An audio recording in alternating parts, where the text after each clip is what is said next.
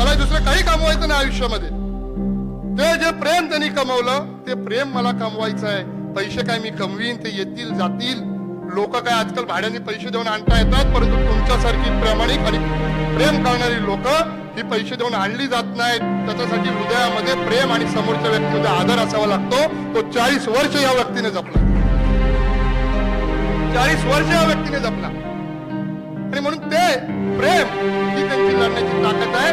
त्यामुळे कुठेही पळून जाण्याची काही गरज नाही. हे एवढंच आजच्या निमित्ताने सांगतो. गेल्या काही दिवसांमध्ये जेव्हा 16 तारखेला ही सभा झाली त्यावेळेस काही नेत्यांनी जाऊन घागरमध्ये बरीच काय गरळ ओकली. आम्ही काहीच त्याच्यामध्ये काय बोलतो.